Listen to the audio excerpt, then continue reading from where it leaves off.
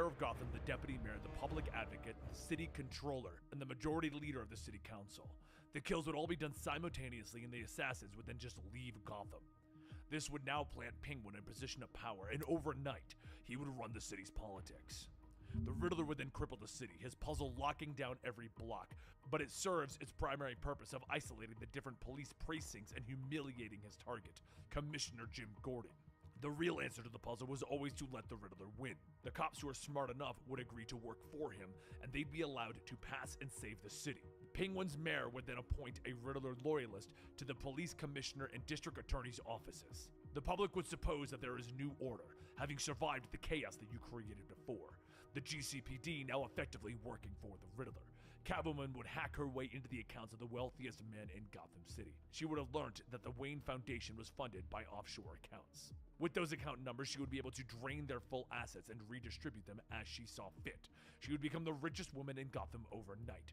She would become the central bank for the growing crime empire in Gotham. And the Joker? The Joker would kill Batman and Robin, and with the underworld united, the designer's final act is establishing the greatest criminal empire of the next generation, an unstoppable machine. The designer's legacy is secured, and his story can come to an end. The designer stands up. It would have been magnificent, wouldn't it? This office was made to look like the study back at the manor. You can imagine why. The ideas that Bruce Wayne would have, would they be enough to save you? Batman takes out a sword, telling him, I am not the man that I once was. I have evolved. I am not equal to the designer. The designer pulls out his own sword and tells him, well then we shall find out if that is true. On God! Back in the secret offices of the Underbroker, Punchline slashes at Harley, and Harley dodges, stating, you're pretty quick with those, huh? Punchline tells her that it helps when you have a grudge, and Harley asks, what did I ever do to you? And Punchline yells, you tried to fix the Joker, tried to make him better. Harley stops and thinks for a moment and then says, wait. You're a groupie? You're a Joker groupie? Punchline goes on stating that she could have been running this horror show at his side, but now she's going to be carved up by her replacement. Harley tells her, first off, the Joker hates it when you try to name stuff for him. His sense of humor would be less horror carnival and more chuckle hut. Harley then takes one of the rifles from the clowns and begins to shoot, but as Punchline ducks and weaves through the gunfire, she runs past Harley. Before Harley could turn, she feels something sliding across her neck, and she quickly reaches up to grab the spot. As she gurgles, blood begins to pour out of the hole. Punchline then asks, where's the comeback? Where's the snappy Harley Quinn zinger? You can't even choke it out through the blood? Punchline then kicks the gun from Harley, telling the clowns to go ahead and open up the door. It's time for her to flush out the rest of the sewage. Once Harley is thrown out into the sewer, though, Punchline looks back, stating, all right, time to fleece the cat. Back at Wayne Enterprises, Batman and the designer are clashing swords, with the designer stating that he has an incredible mind, but he is missing one piece. And Batman tells him, no, he isn't. He put it all together on the way here, while he was solving the Riddler's crossword. He saw the one game piece out of the configuration, not part of the original design.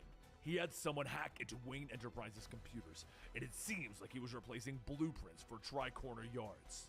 But the man wasn't trying to take something, he was trying to hide something. They wanted to see how he was funding the Wayne rebuild. He doesn't care about the design, the vision of an underworld united. It's never been what he wanted. The designer underestimated Gotham City, and most of all, the Clown.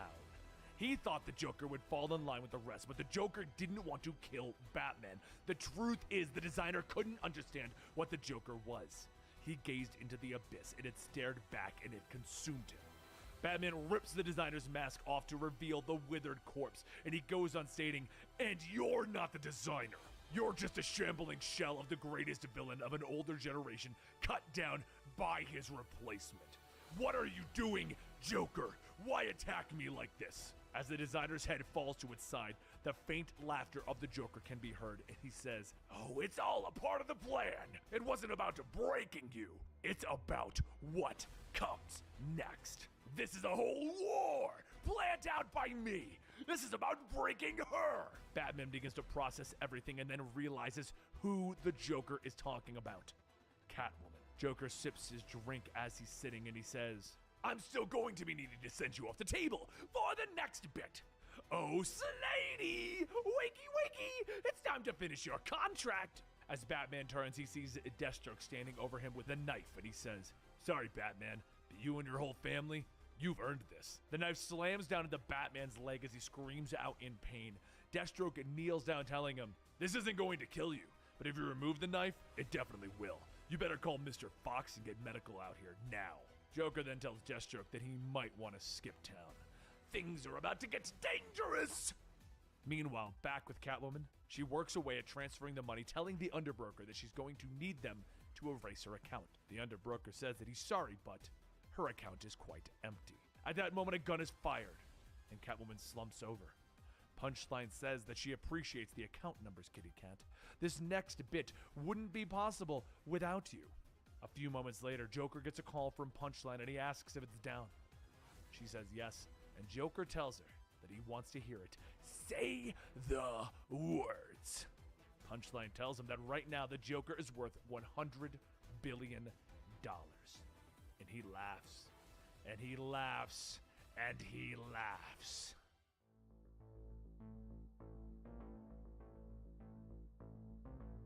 Years ago, Batman found himself in a similar situation with the Joker.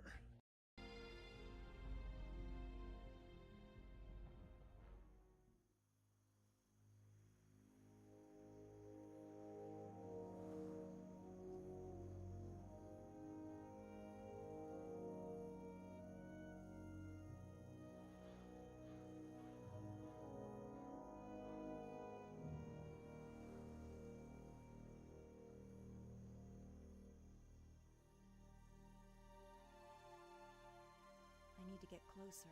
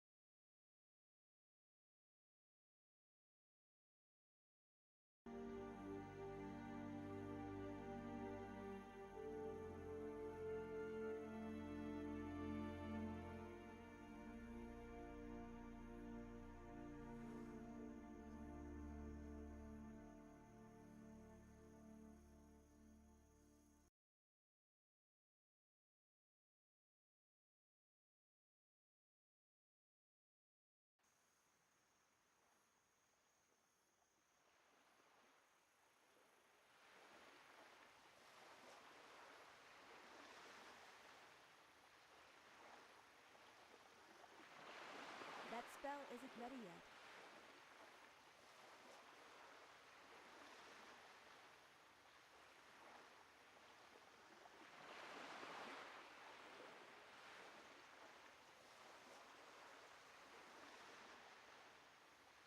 I'm out of range.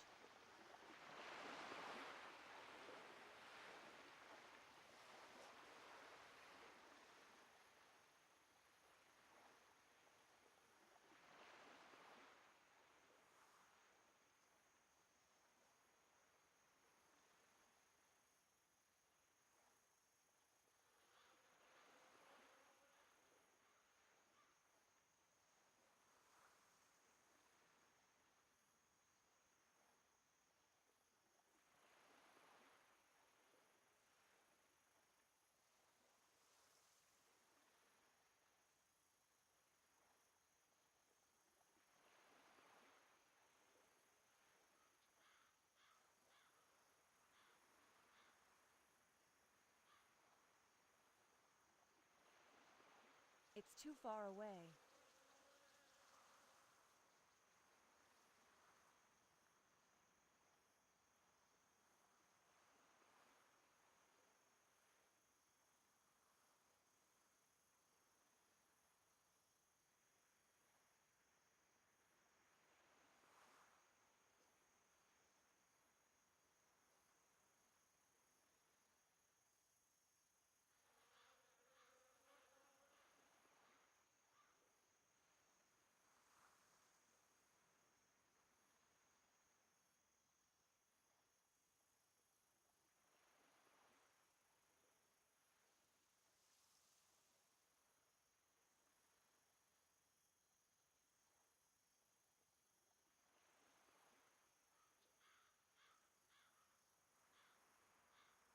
out of range.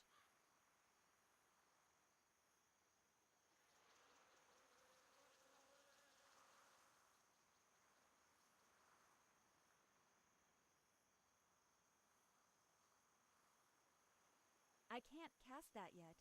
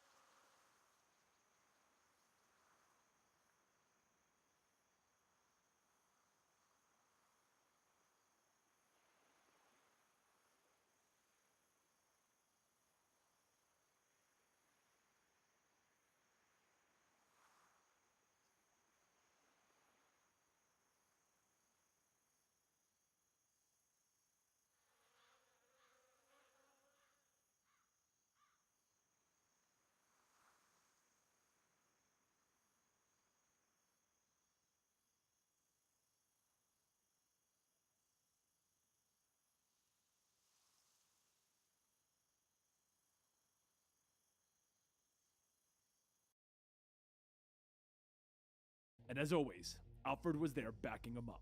As Batman races through the city, Alfred asks if he's thinking about them, the bodies, the test subjects at the chemical plants. How many has this Joker figure already killed? Batman tells him, 24. I expect there to be more bodies at the reservoir. Alfred says that they can bring this nightmare to an end, but Batman thinks that this is not the end. It's too difficult to put into words. His motivations are beyond anything that they've encountered before.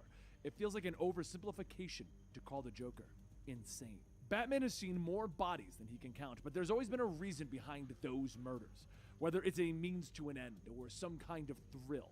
But to the Joker, those bodies are just meat. The city, this whole world, the people in it, they're already dead in his eyes. Alfred asks, there's more, isn't it? Something that you aren't saying. And Batman tells him, all of these killings, it feels like some kind of a test to understand my limits. It's like the Joker knows that I'm going to lose. He already knows that he wants to come back next time, and the time after.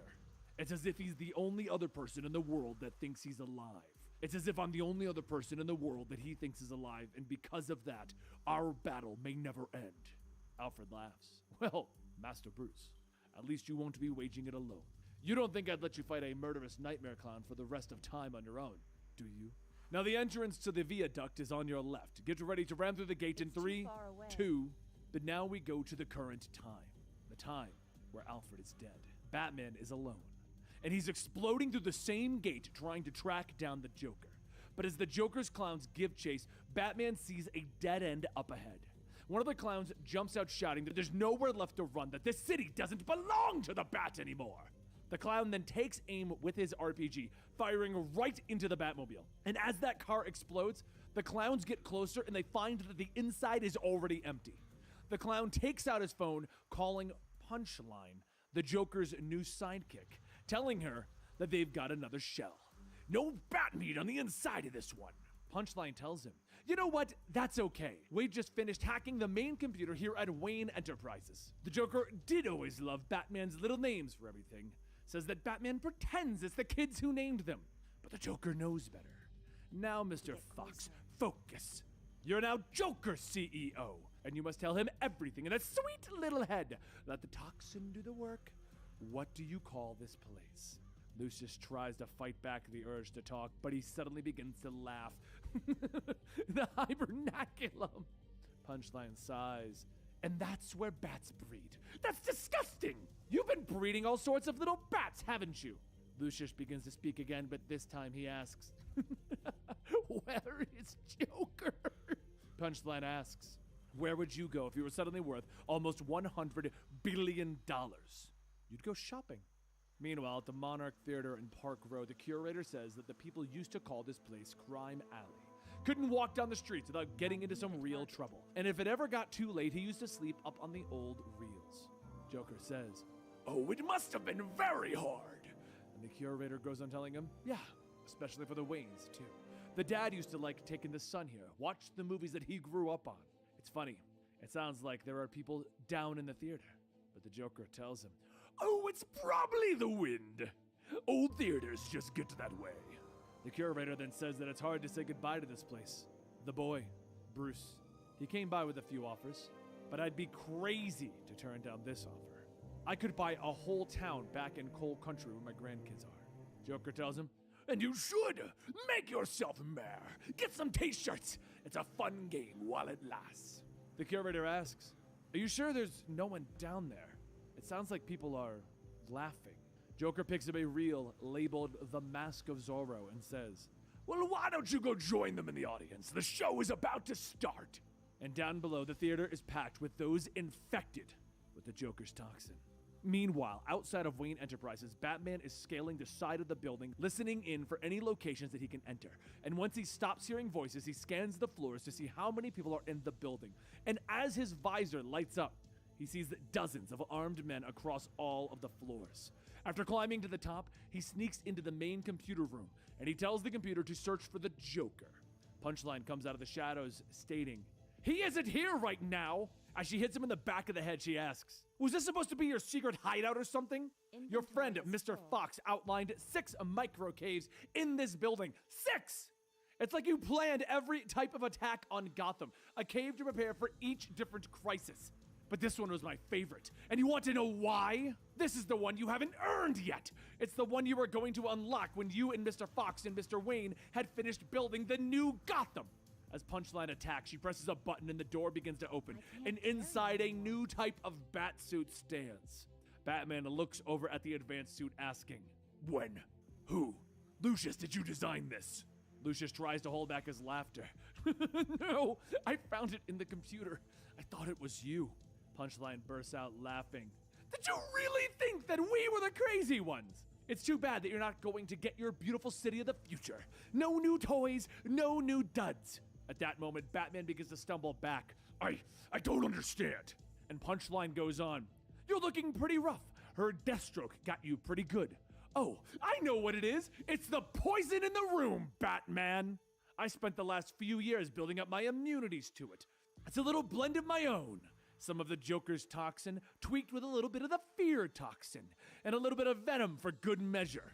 Batman trips as he tries to run through the window, and that's when he hears a voice. Master Bruce, not that way, you're going backwards. Batman turns. Alfred! Alfred! Batman stares out the window directly at an armed bat jet, and Alfred yells, I've taken all of your vehicles. Master Bruce, you need to get out of there. Batman responds, no, it's not real. You're dead, dead. And Alfred tells him, I'm sorry. I'm so sorry. They're all dead now. And that's when the jet fires its payload right into the window. That's still recharging. Gotham City, years from now. The city is a shining beacon, with gardens growing on rooftops of the glass towers that reach into the bright sky. Alfred chimes in on the radio as Batman speeds through his utopia. Sir, We've located the vehicle. Our drones are mapping potential routes. 90% of them are taking Adams. Alfred tells Batman. Batman adjusts his bike, and Alfred informs him that a pedestrian is walking into the collision zone. Send a signal. No one dies in this city. Not ever again. Batman tells Alfred. The young man in question is about to cross the street, and he suddenly gets a ping on his phone.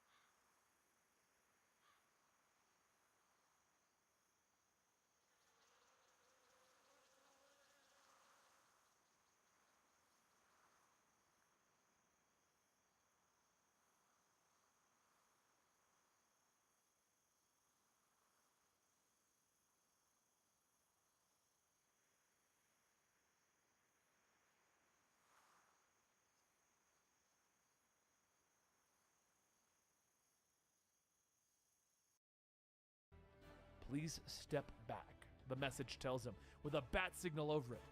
Whoa, I got a bat signal, the kid gasps. And suddenly an ice cream truck goes flying by him right where he was about to step. Yeah, it's Batman! The kid yells as Batman flies by on his bike right behind the truck, his armor shining in the bright daylight like one of the very towers above them. Batman smiles. Victor, I'm jamming all your radio frequencies. I know you can hear me. If you surrender now, no one needs to get hurt. Batman says over the radio. The truck suddenly screeches to a halt with Mr. Freeze and his two sons stepping out into the light. Remind him what family he's dealing with. Freeze tells his boys, who step up and blast the Batcycle with their freeze guns, slowing it. Sir, activating the heat array.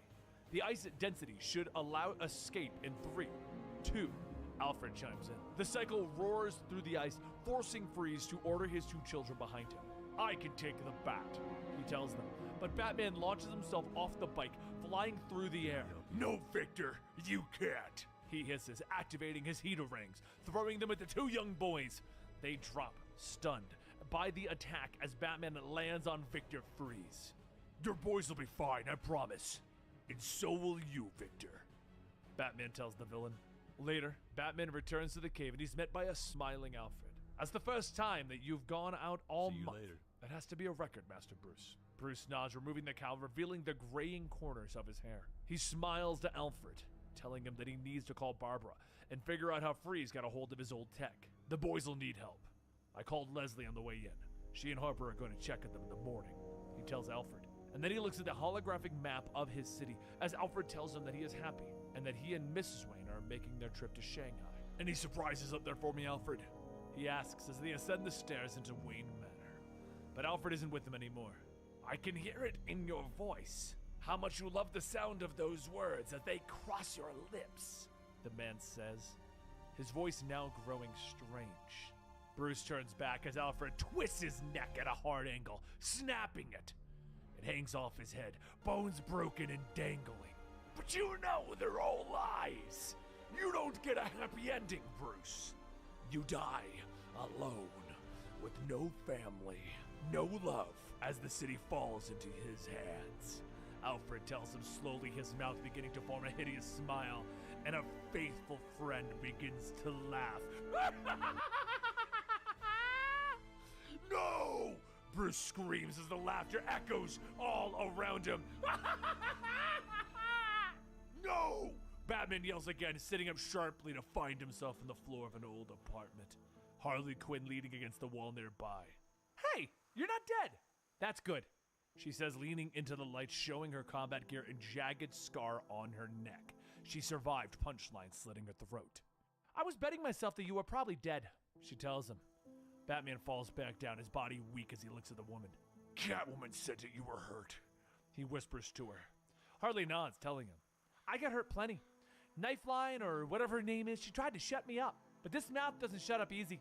she tells him, smiling evilly as she motions at her scar. Batman struggles, asking her how long he's been out. 3 days since I found you. Since they say you blew up a part of Wayne Enterprises.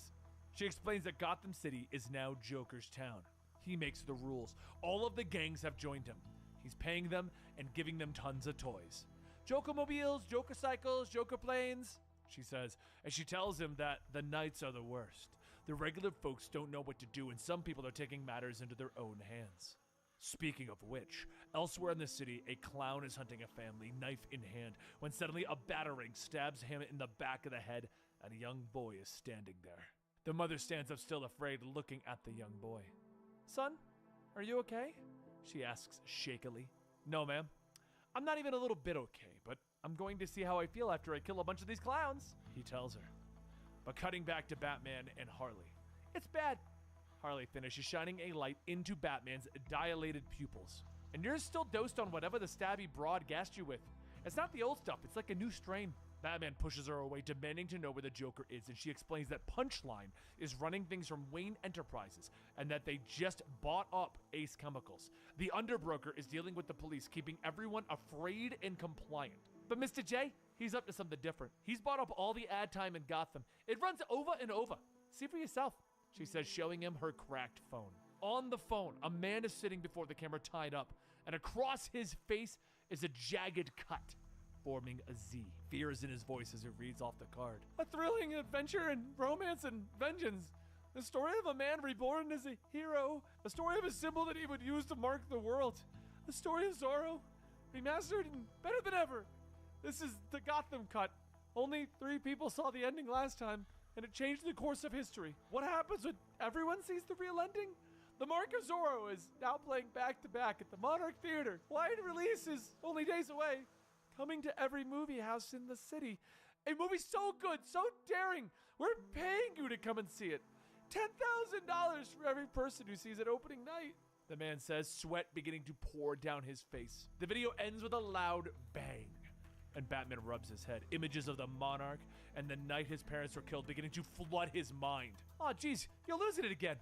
You gotta keep your head on straight. If you go crazy, Mr. J's gonna kill you. Harley yells, shaking Batman as he sees images of his parents with their necks snapped, their heads dangling from their shoulders, hideous grins on their faces. Batman snaps back, throwing Harley across the room, when suddenly he hears a voice over the radio. It's Alfred, the very Alfred that is dead, warning him that Harley has a syringe behind her back. Batman avoids the attack, leaping out the window into the night air as Harley calls out to him. Gotham needs you to get your shit together or we're all gonna die! She shouts at him. Batman moves through the city fast, finally landing in an alleyway. Are you all right, sir? Alfred asks. I'm having a bit of a psychotic break here, Batman admits to his faithful ally. Just a bit? That's a relief. You're not real, but I'm gonna deal with that later, Batman tells him, hiding from the Joker's drones as they fly past. You wounded me, sir. I'm here to help you. I promised you that I'd always be here to help. Batman needs to move quickly, refusing to lose the city again. But he pauses from the rooftop, looking down on a group of Joker clowns that are attacking the people. He leaps down among them, attacking them quick and furiously. And in a matter of moments, he's gone, slipping back into the shadows of Gotham's rooftops. Shortly afterwards, though, he glides down to the pavement outside of the Monarch Theater, where once the theater was old and decrepit, now it is shiny and new, rebuilt with the money that the Joker stole. It's like I remember it, like it's brand new. It's like it was that night. Batman whispers as he pushes through the doors. He's trying to get under your skin, sir, Alfred warns him. Batman nods as he steps into the lobby, telling Alfred that it's working. I'm not sure if it's the hallucinations making me see the theater this way, or if the Joker used my money to do it for real, Batman whispers. He pushes open the doors to the actual theater, stunned by the smell that is wafting out. Rot. It's death, Alfred. It smells like death in here. Give me their vitals, Batman whispers, giving into the sound of Alfred's voice. There's no heartbeat in the room except yours, Alfred tells him. Bruce moving through the theater, through the crowd of the dead. He doesn't understand why would the Joker bring these people here. It looks like they've been decaying for years. Suddenly, the screen lights up, revealing the Joker. Oh, that's because they have been. Their family, our family. They're the people that I've helped see to the other side of the veil. I've had clowns digging for days, Batman.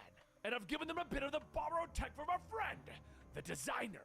he tells Batman as the corpses' mouths all begin to open, revealing the green gas. They begin to move, contorted and twisted, turning, staring at Batman. And they've all got a bit of a bone to pick with you. See, you should have been here to save them, but you weren't. You won't even save the rest of the city either, the Joker yells, his laughter echoing in the theater as the dead begin to rise.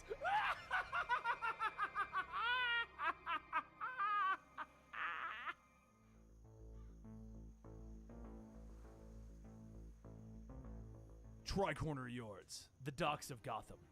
Punchline looks at the shipment of yellow barrows with their toxic symbols and turns back to the broker.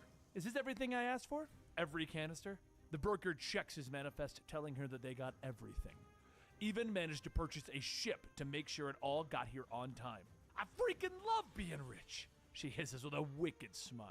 She turns to the crew of clowns that have surrounded her, telling them to finish loading the canisters up and take them directly to Ace Chemicals. The boss wants the new formula cooking by the end of the day, she tells them. One of the clowns turns to her, asking sheepishly if they're going to have security. You're the security, she tells him simply. It's just, we gotta pass through the Narrows to get to Ace. Clowns don't do so hot in the Narrows right now, he explains quickly. Punchline moves forward, wrapping her arm around his throat, twisting behind him, the blade of her knife pushing against his throat. Talk fast, make me care.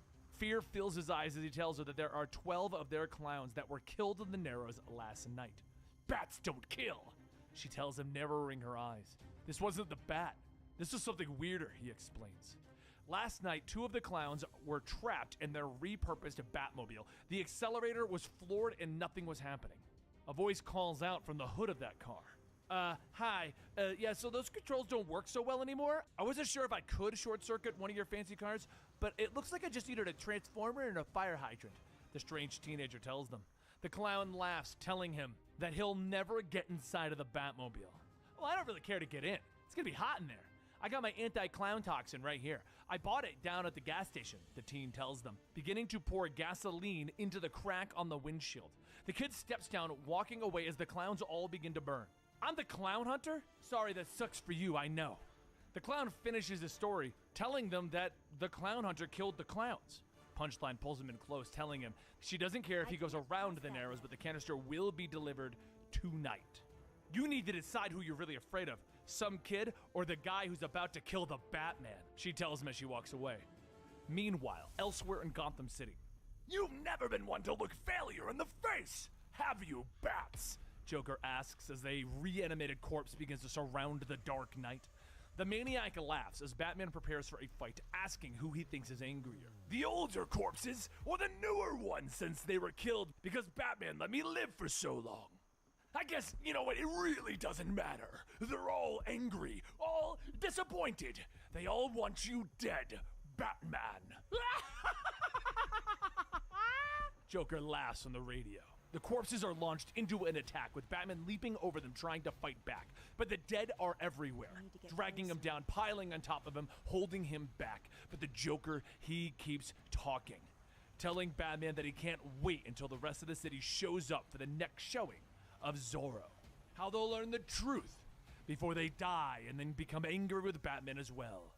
Don't listen to him, Master Bruce. Keep your focus. The voice of Alfred tells him over the comms, and Batman throws another punch. I'm trying, Alfred.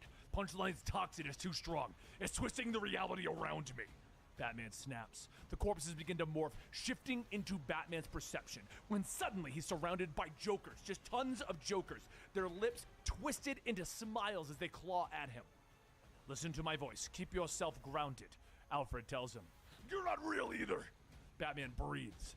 He knows he's losing his grip on reality. He knows that he needs to stop the Joker's voice. He pulls free a launcher, firing a batarang into the projector booth. The Joker keeps laughing, asking if Batman thinks any of the ones that might survive the movie will come back to get him. The Joker's corpses keep piling on as the batarang counts down, until finally it explodes, cutting off the Joker's words. I said shut up! Batman screams as he throws the Joker corpses aside. The toxin is too much. He can't trust his eyes, so he rips off a piece of his cape, tying it around his head. I don't need them to fight. A good bat knows how to fight blind, he tells Alfred. Batman leaps into the battle, his punches connecting, lashing out with his kicks, throwing the undead left and right. But Alfred cuts back in, telling Batman that there are too many. He won't survive. I don't need to. I just need to get to the center of the battlefield, he tells the man, and as he raises an EMP emitter over his head, he uses it to short the nanomachines that are reanimating the dead. Alfred goes quiet with Batman struggling out of the theater, his breath labored as he pushes through the burning hallway. The metal door to the alleyway bangs open, revealing a ghostly scene to the dark night. Ah, Bruce, be careful. You'll put an eye out, Thomas tells his young son as he acts like Zorro. Thomas, are you sure this shortcut is safe? Martha asks, taking her husband's hand. No, turn back! Batman screams at his own origin, but his strength leaves him as he falls to the alleyway floor. Through the mists and the shadows, a figure is slowly approaching, and Harley Quinn sighs, lowering her weapon as she looks down at Batman. Oh, brother, here we go again. At his new penthouse, the Joker laughs as he drinks from his bottle of champagne. You know, I never thought I'd have a taste for the finer things, he tells her. They look down at the destruction in the city below them, and the woman tells him that Batman is still out there. The Joker nods, telling her that that is how the game is played. I make my move, he makes his. It happens in turns. I was too hopeful that the delightful toxin of yours would make a play right now. Punchline nods, telling the man about the kid known as the Clown Killer. And the Joker's smile grows even wider. Isn't that wonderful? Punchline is confused, but the Joker explains that that means that someone has realized that the rulebook has been thrown out. So we just let him keep killing our people? She asks, but the Joker shakes his head. Oh no! Send in some of our heavy hitters, crucify him on the street, let people know that we won't stand for that kind of thing. And then, I think it's time that I douse my former flame. About freaking time! Punchline gasps with joy. Batman begins to awaken on a bed of flowers with something licking his face, and he calls for Ace. Yes, it's me! Ace the Bat Hound! Harley laughs, speaking through her strange puppet. He sits up, seeing her sitting before him. Sorry, Bats.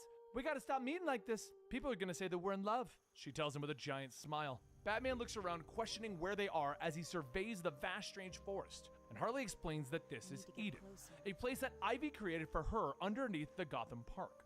A place where she could get over the Joker. Ivy's usual rule is that there are no clothes in Eden, but I didn't think that you and I had that kind of a relationship, Harley admits, holding up a steaming cup, telling Batman that he needs to drink it. He peers into it suspiciously, and Harley tells him that it'll negate the effects of the toxins from Punchline in his system. Flush out all those bad chemicals out of your system, she tells him. Batman finally swallows the liquid, and then he immediately gasps as he looks at Harley. The woman's head snaps and hangs there as she stares at him. Hey, nice! That means it's working! Now you'll be out for a few hours. You're gonna trip balls first, but it'll flush all that nasty stuff out of your system. See you in a bit, she tells him as she runs off. The garden disappears, and Batman is in darkness as bats are flapping all around him. This isn't real. This isn't real. When suddenly a voice speaks to him in the dark. I know, boy, but I'm very sorry, Master Bruce, but I think it's time we had a serious talk. The dead Alfred tells him as he turns him around.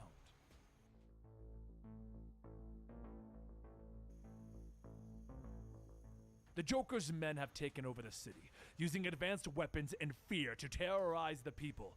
The police are spread thin. Meanwhile, over at Holy Cross Cemetery, Batwoman revs the engine on her motorcycle, launching across the open ground, leaping off of it, and in seconds, she is among the Joker's soldiers fighting to save lives.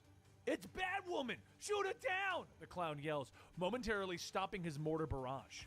And the tree line detector Bullock leans out, shotgun in hand. Something's up. The mortars went quiet. He hisses to his men. I heard a motorcycle engine and then a lot of small arms blasting in there. We need to move before they zero in on us again, he orders the men. The police begin to charge across the cemetery, using the gravestones as cover. Harvey stops, peeking out to see Batwoman fighting amongst the clowns. So he decides to charge in, rushing headlong for the top of the hill. Come on, let's get in there! We ain't paid to watch! He shouts, leading his men forward. Batwoman continues to fight, not giving the clowns any quarter as Bullock and his men charge the hill. Blast anyone without a cape! Bullock orders as he opens fire. Batwoman turns, her fist smashing into the face of another clown, hard enough to knock his mask off and a few teeth with it. Meanwhile, over at Wayne Enterprises, another clown enters the room, ordering Lucius Fox to increase the output. Fox turns, his face twisted into a hideous smile as he nods, crossing the room. He reaches for a lever, but the clown cracks him in the back of the head with his pistol. "What are you doing?" he demands, putting the gun to Lucius's head. "The switch you were about to pull was the assembly line shutdown. You better get your head on straight, Fox, or I'm gonna blow it clean the hell off," the clown yells. Lucius nods, pushing the button to increase the output on the drones. The speakers crackle, and the Joker's voice blares out for his men to hear. "Attention, all drone squadrons and street units. We are at DEFCON 1. Initiate attack! And hey, let's have some fun out there!" He cackles. Throughout the city, the Joker's soldiers are roaring into action, and overhead the Joker drones wheel and dive back towards the streets below. Meanwhile, in the cemetery, Batwoman and the police continue to fight. "These clowns are reeling, but we're all scattered, Bullock. All the rest of you, form a battle square and keep them out of our perimeter," she orders. Some of the cops begin to argue, but Bullock turns at yelling at them. "Shut up! She pulled your fat out of the fire when these clowns had us pinned down. Now get into position," he orders. Suddenly, the sound of an approaching drone is overhead. Bullock stands next to Batwoman, looking up into the sky. "It's about time the Bat Cavalry arrived." Bullock nods, but Batwoman isn't so sure. "I got some bad news for you, Bullock. That's not one of ours." The Joker drone opens fire, rounds pounding into the dirt around them, so Bullock and Batwoman yell for everyone to get down as the drone wheels around for another pass. "Good! The closer the better!" Batman shouts from the top of one of the mausoleums. He shoulders a weapon, firing at the approaching drone. The EMP round hits it, shorting it out and dropping it from the sky. "Spread out! The EMP emitter can only short out one of their drones at a time," he yells at everyone. But another drone dives in, knocking the Dark Knight out of his perch. The cops then turn, opening fire, blowing up the drone. Batwoman comes over, helping Batman back to his feet as Bullock joins them. "As much as I hate to say it, thanks for the save, Bats," he growls. Batman nods, ordering Bullock and Batwoman to get the wounded to the hospital. But Batwoman shakes her head, reminding the Dark Knight that there's going to be a lot more wounded if they don't take out the weapons printer at Wayne Enterprises. "We have to shut down these weapons at the source, and you're in no shape to go alone," she tells him. Batman nods, and Batwoman asks him for his plan. "Knowing you, I'm sure you got some secret contingency plan for something like this." "As a matter of fact, I do," he tells her. Meanwhile, over at Wayne Enterprises, one of the clowns puts a gun to Lucius's head, asking him what the alarms are for. "Seems like something's coming from the sub-level, something big," he giggles. The room begins to rumble as the clowns order everyone to stay at their posts. Suddenly, the walls explode inward and Batman rolls in on his tank. "Targeting systems engaged," he tells Kate Kane over the radio. "I thought that guns weren't your thing," she asks him as she gets into the mounted weapon. "It's a stun emitter, Batwoman. Now let's do what we came here to do." "Works for me," she shouts as she opens fire with the mounted stun emitter. Rounds begin to ping off the tank's armor as Batman rumbles through the building.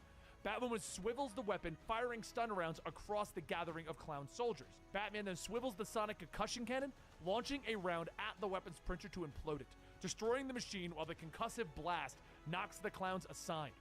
Batman scans the room, discovering Lucius is held hostage in the upper floor. "Uploading the specs to your Cal," Batman tells Batwoman. "Get Fox to safety. I'll take care of the rest of the drones," she orders. Batwoman launches into the air, making for Lucius Fox. "Please don't make this your lexicon," she mutters. She kicks the clown off of Lucius Fox before putting her hand gently on his shoulder. "How about we get you out of here, Mr. Fox?" she whispers. I like that idea, thanks," he says softly. With the two last drones destroyed, Batwoman drops back onto the tank. Batman exits, seeing Lucius in the last stages of the Joker toxin before he dies. So he administers the antitoxin that slows the effects. Fox continues to giggle, telling Bruce that he did what he could to slow the Joker's men down. "You did pretty good, old friend. Hang out," he tells Lucius. He lowers the man to the ground as Batwoman goes to retrieve her bike. "I'm heading out. Scanners are picking up trouble at Valari Gardens," she tells Bruce. "Keep me updated on your position." "Please," Batman asks her. "With the war still waging in Gotham, the Joker needs to be put down. Hard." "We're in complete agreement on that. War is hell, Batman. On everyone and everything. You do what you have to do, and I'll do what I have to do," she tells him before roaring off into the night.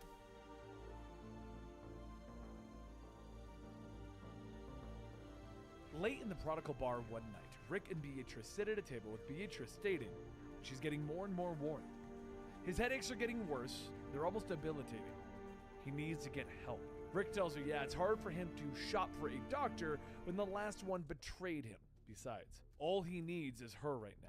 He can sort out his head pain, his memories, everything with her help. She says that she'll do what she can, but they still need to find someone who can. But before she can finish, sirens can be heard and Rick Grayson says that he has to go. Beatrice tells him to ignore it. He can't be a hero to everyone. It's time that he takes care of himself. So he gets up telling her that he agrees after he makes sure that everyone is okay. He runs out of the bar and Beatrice sighs, asking what is she going to do with him. But at that moment a voice tells her that the real question is, what am I going to do with you? As the man steps down from the second floor, Beatrice notices the outfit and quietly curses to herself. Meanwhile, a block away, the supervillain Tusk slams an officer into the ground, stating that he should have known better. No matter what they do, there's no going back. Another officer calls out that they have him surrounded. All of the escapees are accounted for except for him. A third officer yells that he's cleaning up after the power outages, and that means that his cell is waiting. Freak! Tusk begins to growl, throwing the officer that he was holding at the other, shouting, "Don't call me that!" The second officer picks up his gun, and he points it at Tusk's head, telling him that if he moves a single inch, but then again, that would just allow him to put him out of his ugly-ass misery. Tusk spins back with his arm, smacking the officer, telling him that he doesn't know a thing about misery. But he will! But before Tusk could squeeze the officer's head, Rick jumps in, kicking Tusk back, thinking to himself that this all seems familiar. Must have seen him before, but it's hard to tell with these messed up memories. Tusk skids back, asking who is he, and Rick says that he's just a guy looking to help. As the two begin to engage, Rick thinks that all of this is familiar. Has he met him before, or does he just know about him? Tusk quickly grabs Rick by the neck, slamming him down into a car, telling him, "You should have stayed home. Would have saved you from what's coming next." Rick then jams one of his batons into Tusk's eyes, and in a fit of rage, Tusk smacks Rick away, shouting, "Kill you!" But as Rick slams into a car, he notices a metal card lodged into the tire. The card of the Joker. Rick stares at that Joker card, asking, is he involved? Wait, have we met? Have we fought?